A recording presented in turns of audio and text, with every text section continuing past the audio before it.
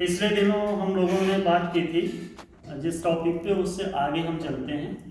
आप लोगों को याद होगा कि हम लोगों ने बात की थी अर्थव्यवस्थाओं के प्रकार की, जिसमें हमने ये बताया था कि दो तरह की अर्थव्यवस्था होती है। तीसरी जो अपने यहाँ है मिश्रित अर्थव्यवस्था, मिक्स्ड इकोनॉमी, उसकी पीरियड ओवर हो गया था। उसके बाद फिर हमको जो चर्चा करनी है क्रम में, वो सकारात्मक और आदर्शात्मक अर्थशास्त्र की। तो होता क्या है कि किसी भी चीज़ में हम जो है दो तरह का दृष्टिकोण रखते हैं या दो तरह की स्थितियां हमारे सामने होती हैं। एक तो ये जो परिस्थिति हमारे सामने है,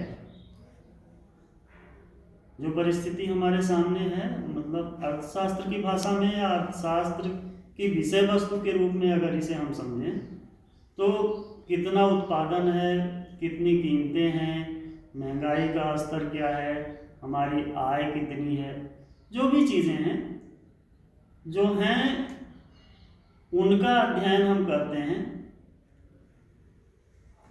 तो हम इसको कहते हैं वास्तविक अर्थशास्त्र। क्या कहते हैं? वास्तविक या सकारात्मक अर्थशास्त्र। ये टर्म जो है वेस्टर्न इकोनॉमिस्ट ने दिया है और आरजी लिप्से की एक बुक इसमें है, पॉजिटिव इकोनॉमी करके।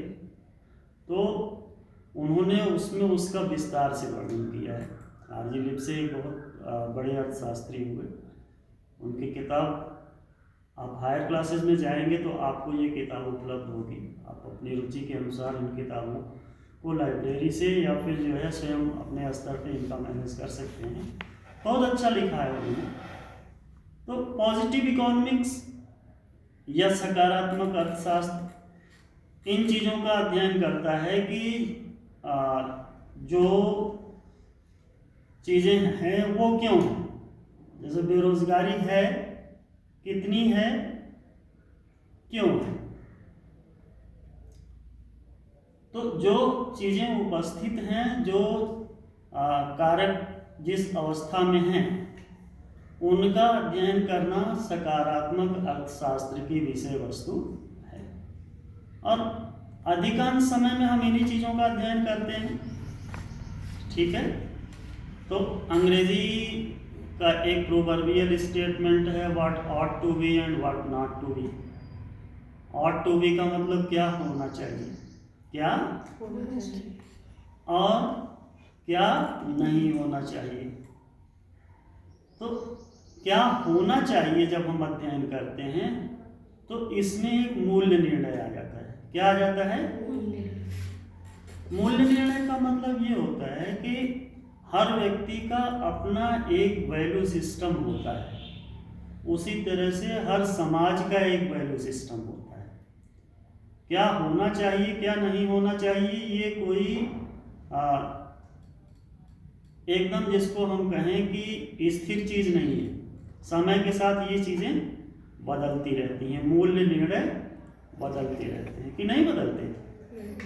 बदलते रहते हैं। जो मूल्य 1000 साल पहले थे वो मूल्य हो सकता है उसमें बहुत ज़्यादा परिवर्तन आया हो। जैसे किसी भी आदर्श पुरुष की जो बातें हैं वो हो सकता है सर्वदा सत्य ना हो, हमेशा वो सत्य ना हो। अब इसको अर्थशास्त्र के परिप्रेक्ष्य में अगर हम देखें तो हम जैसे ये कहते हैं कि बेरोजगारी 10% है, मतलब 100 में 10 लोग ऐसे हैं जो रोजगार चाह रहे हैं लेकिन रोजगार नहीं मिल रहा है। ये क्या हो गया? ये वास्तविक अर्थशास्त्र है या सकारात्मक अर्थशास्त्र या पॉजिटिव इकोनॉमी हो गई। ठीक है। अब जैसे अलग अलग देशों में ये चीज अलग अलग हो सकती है कि बेरोजगारी कितनी होनी चाहिए। जहां चाहिए के अर्थ में आ गया वो क्या हो गया? वो आदर्शात्मक अर्थशास्त्र हो गया। उसको अंग्रेजी में कहते हैं नॉर्मेटिव इकोनॉमिक्स। क्या? Normative economics. नॉर्म का मतलब एक मानक जो हम स्थापित करते हैं या मानक तय करते हैं, मानक स्थापित नहीं कर सकते। कोई भी आदर्श ऐसी चीज होती है जिसको हम प्राप्त करने की कोशिश करते हैं लेकिन प्राप्त कभी नहीं कर पाते हैं। जैसे हमारे आदर्श पुरुष हैं, मान लीजिए कक्षा में कभी कभी कुछ चीज़ें विवाद का विषय बन जाती हैं। किसी भी आदर्श पुरुष का भी नाम लीजिए तो किसी न किसी तरह से किसी धर्म से जुड़ जाएगा, किसी उससे जुड़ जाएगा, तो हम ये नहीं कहना चाहते हैं। मान लीजिए जैसे किसी आदर्श पुरुष का वर्णन कभी आया है, उन्होंने 400 किलोमीटर समुद्र उछल के पार कर लिया। ठीक है, ये क्या है? ये एक आदर्श स्थिति है, ये संभव नहीं हो सकती, लेकिन वहां हम पहुंचने की कोशिश करते हैं।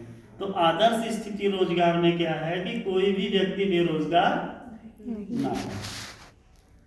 लेकिन एक अर्थशास्त्री थे फिलिप्स, जिन्होंने फिलिप्स वक्र बनाया बेरोजगारी और इन्फ्लेशन के बीच में, अनएम्प्लॉयमेंट और इन्फ्लेशन के बीच में, कि दोनों के बीच में ट्रेड ऑफ रहता है, दोनों के बीच में जो है विरोधाभास रहता है। बेरोजगारी, अगर हम इन्फ्लेशन बढ़ाएंगे या इन्फ्लेशन बढ़ेगा तो बेरोजगारी कम होगी, और बेरोजगारी अगर बढ़ेगी तो, अगर इन्फ्लेशन को कम करेंगे तो बेरोजगारी बढ़ेगी।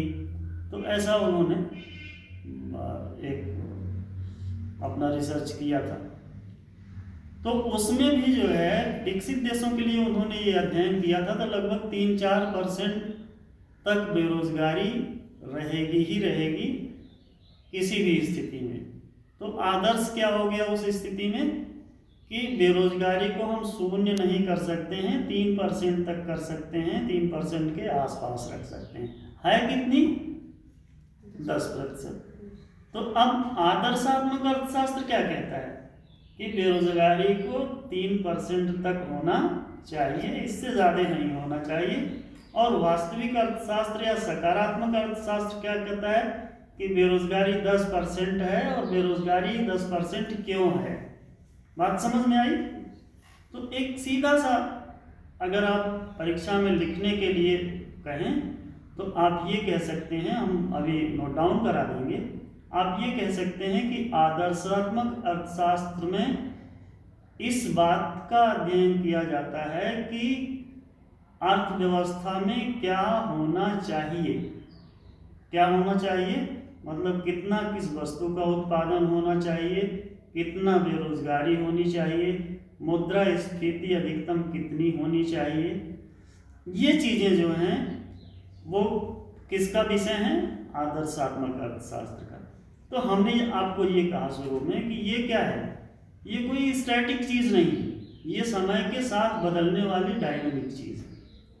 हालांकि कम बदलती है लेकिन ये बदलती ज़रूर है। हो सकता है भविष्य में ऐसी स्थिति आए जब बेरोजगारी एकदम ना है। हम सभी लोग ऐसी उम्मीद करते हैं कि भाई बेरोजगारी बिल्कुल ना रहे। ऐसी स्थिति आ सकती है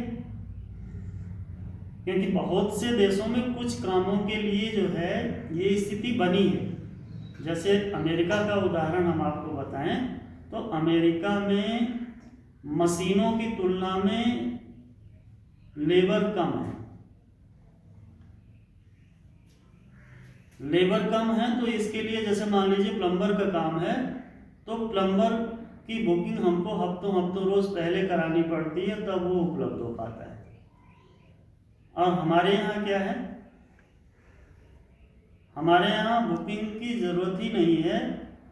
प्लम्बर पता लगाता रहता है और 10 लोग आपको अपना बता के जाएंगे कि भाई साहब कोई काम होगा तो बताइएगा। ओवर सप्लाई है।